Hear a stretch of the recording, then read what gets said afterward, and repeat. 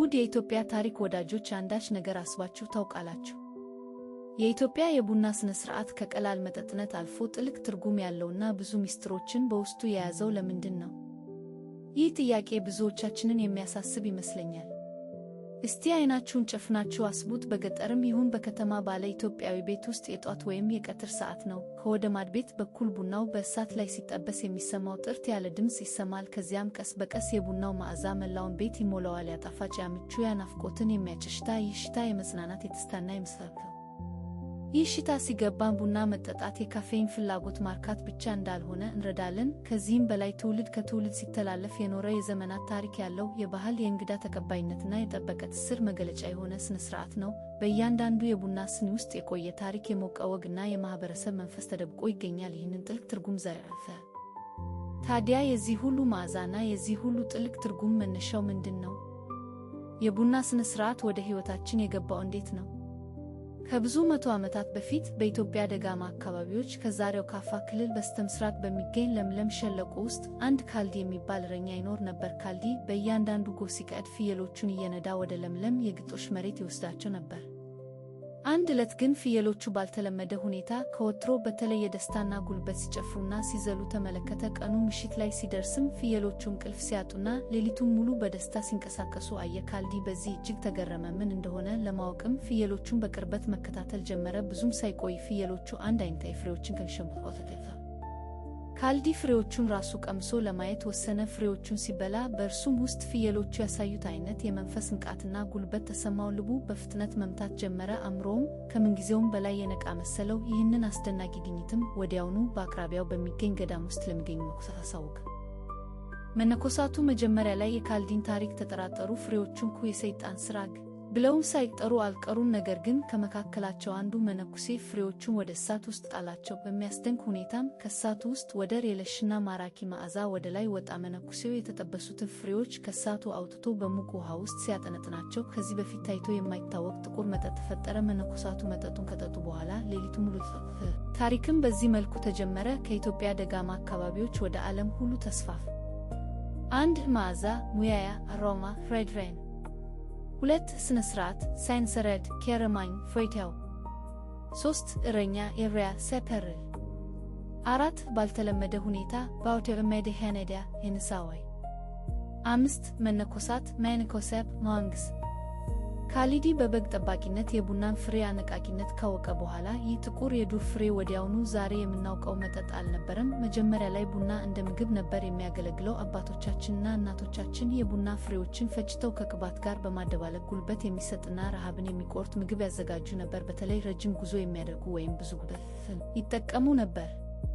ከዚያም ቀስ በቀስ ሰዎች የቡና ቅጠሎችና ፍሬዎች ለሕክምና አገልግሎት መዋል ጀመሩ። በሽታን ለመከላከል ወይም ለማከም ይጠቀሙባቸው ነበር። ከዚህ ሁሉ በኋላ ነው ቡናን የመጠጣት ልምድ የጀመረው። መጀመሪያ ላይ ፍሬዎቹን ቀቅለው ውሃውን መጠጣት የተለመደ ሆነ። ይህ ደግሞ በጊዜ ሂደት ቡናን የመጠበስና የማፈበስከል ይህ ቀስ በቀስ የመጣ ለውጥ ነበር። ከዱር ፍሬነት ወደ ምግብነት፣ ከምግብነት ወደ መድኃኒትነት፣ በመጨረሻም ወደ ልዩ መጠጥነት። ነገር ግን ከሁሉም በላይ ቡና ከብቸኝነት ፍጆታ አልፎ የማኅበረሰብ ማሰባሰቢያ፣ የጋራ የደስታና የሐዘን መጋሪያ መሆን ጀመረ። ሰዎች በቡና ዙሪያ ተሰብስበው መነጋገር፣ መደማመጥ፣ መተጋገዝ ጀመሩ። ይህ የጋራ የመጠጣት ባህል የዛሬዋ የኢትዮጵያ ቡና ሁሉ እንዴት ተሳክቶለት ዛሬ የምናውቀው የተከበረ ሥነ ሥርዓት ሊሆን ቻለ?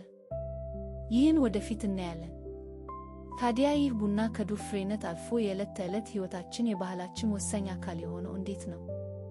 የቡና ሥነ ሥርዓት መቼና እንዴት ተጀመረ የሚለውን ጥያቄያችንን ይዘን የዚህን አስደናቂ ሥርዓት ሂደት በጥልቀት እንመልከት።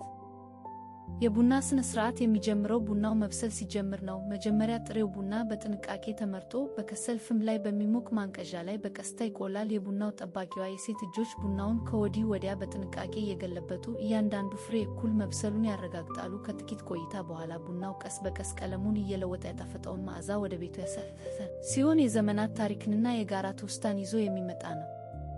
ቡናው በሚፈለገው መጠን ከተቆላ በኋላ ከፍሙ ላይ ወርዶ በጥንቃቄ እንዲቀዘቅዝ ይደረጋል። ከዚያም በባህላዊ ሙቀጫና ዘንገር ቡናው በዝግታና በጥንቃቄ ይደቃል። የዚህ ሂደት ውበት በዝግታው ውስጥ ነው። እያንዳንዱ እንቅስቃሴ የራሱ የሆነ ትርጉም አለው። የተደቀቀው ቡና ከዛም ወደ ውብና ጥንታዊ ጀበና ውስጥ በውሃ ተቀላቅሎ በከሰል ፍም ላይ እንዲፈላ ይደረጋል። መዓዛ ይበልጥ እየጠነከረ ቤቱን ይሞላል። ቡናው ከፈላ በኋላ በትንሽና ውብ ፍንጃሎች ውስጥ ይቀርባል። የሥነ ሥርዓቱ አስተናጋጅ ብዙውን ጊዜ ሴት እንግዶቿና ቤተሰቧን ቡና ጠጡ በማለት በደግነት ትጋብዛለች። ይህ ግብዣ የቡና ሥነ ሥርዓት ማዕከል ነው። ከቡናው በላይ የፍቅር፣ የአክብሮትና የአንድነት ጥሪ ነው። ይህ ሁሉ ሂደት በዝግታና በትዕግስት የሚከናወን ሲሆን የቡናው ዝግጅት ራሱ የውይይትና ይሰተከታል።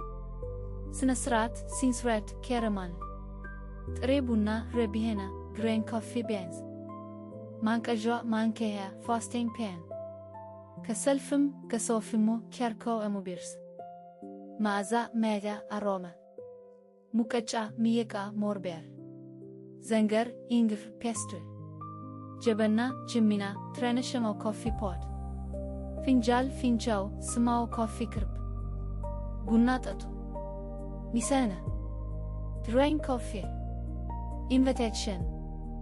አሁን እንግዲህ ቡናው ተፈልቶ ከሰል ላይ የቆመው ጀበናው የቡናውን መዓዛ በአካባቢው ሁሉ እያሰራጨ ሁሉም በሰላም ተቀምጧል። ይህ ሥርዓት የቡና መጠጥ ብቻ አይደለም፣ የኢትዮጵያውያን ሕይወት ዋነኛ አካል፣ የማኅበረሰብ መሠረትና የልብ መገበያ ነው። ቡና መጠጣት ማለት የልብ ወግ ማውራት፣ ታሪክ መተረክ፣ ትውፊትን ማስተላለፍ ማለት ነው። በዚህ ሰዓት ነው ሽማግሌዎች የሕይወት ልምዳቸውንና ጥበባቸውን የሚያካፍሉት፣ ወጣቶች ደግሞ በታላቅ አክብሮት በዝምታ የሚያዳምጡት። ያልተፈቱ ጉዳዮች በቡና ሰበብ ይፈታሉ፣ እርቅም ይወርዳል። ቡናው ከማኅበራዊ ትስስር በላይ የመንፈሳዊ በረከት ምንጭ ነው። የቡና ሥነ ሥርዓት በሦስት ዙር ይቀርባል። የመጀመሪያው ዙር ኮአቦልኪ ይባላል። ይህ የመጀመሪያው ጽዋንቃትና የንግግር መጀመሪያ ነው። በልዩ ጥንቃቄ ተፈልቶ በልዩ ፍቅር የሚቀርብ የውይይት በር ከፋችና ለአዳዲስ ግንኙነቶች መሠረት ነው። ሁለተኛው ዙር ደግሞ ኪቶና ነው። የቶና ቡና የውይይቱን ጥልቀት የሚያሳይ፣ ግንኙነቶችን የሚያጠናክር ነው። በዚህ ጽዋ ውስጥ የሐሳብ ልውውጥ እየጠለቀ ይሄዳል፣ ሰዎችም እርስ በርስ ይበልጥ ይቀራርባሉ። ሦስተኛውና የመጨረሻው ዙር ደግሞ በረካ ነው። ስሙ እንደሚያመለክተው ይህ ጽዋ በረከትን፣ ሰላምና መልካም ምኞትን ያመለክታል። በረካ የሥርዓቱ መደምደሚያ ብቻ ሳይሆን የተሳተፉ ሁሉ በሰላምና በፍቅር እንዲኖሩ የሚደረግ ምኞት ነው። እያንዳንዱ ጽዋ የራሱ በረከትና ትርጉም አለው፣ ከትውልድ ወደ ትውልድ የሚተላለፍ የፍቅር፣ የኅብረትና የመትንፍ። የተከበራችሁ ተመልካቾቻችን እንግዲህ የቡና ሥነ ሥርዓት ከቀላል መጠጥ ዝግጅት በላይ መሆኑን አብረን ተመልክተናል። ታዲያ ይህ ሁሉ ሂደት፣ ይህ ሁሉ ጥበብና ፍቅር ለምን አስፈለገ? የቡና ሥነ ሥርዓት ለእኛ ለኢትዮጵያውያን ምን ማለት ነው? ይህ ጥያቄ ሁሌም የሚያስደንቅ ነው። መልሱ ቀላል ቢመስልም ጥልቅ ትርጉም አለው። የቡና ሥነ ሥርዓት ከሁሉም በላይ የሕይወት ፍልስፍና ነው። ትዕግስትን፣ አክብሮትን፣ አንድነትን፣ እንግዳ ተቀባይነትን የሚያስተምር፣ ከትውልድ ወደ ትውልድ ሲተላለፍ የኖረ የባህል ተቋም ነው። በእያንዳንዱ የቡና ጽዋ ውስጥ ያለፈውን፣ የአሁኑና የመጪውን ጊዜ የሚያስተሳስር መንፈሳዊ ልምድ ነው። ልክ እንደ ቡናው ፍሬ ቀስ በቀስ ተፈልቶ ታጥቦና እንደሚለወጠው ሁሉ የሰው ልጅም በትዕግስትና በፍቅር ሲያድግ የሕይወትን ትርጉም ያገኛል።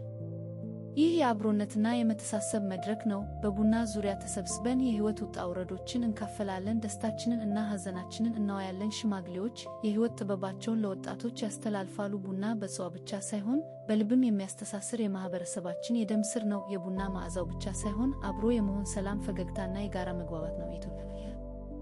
የቡና ሥነ ሥርዓት የኢትዮጵያን ባህል፣ ውበት፣ ልግስናና ጥበብ የሚያንጸባርቅ ሕያው ምስክር ነው። ዘመናት ቢለዋወጡም ትውልዶች ቢተካኩም የቡና ሥነ ሥርዓት እንደ ዋልታ ቆሞ የኢትዮጵያዊነትን ማንነት ሲያስታውስ ይኖራል።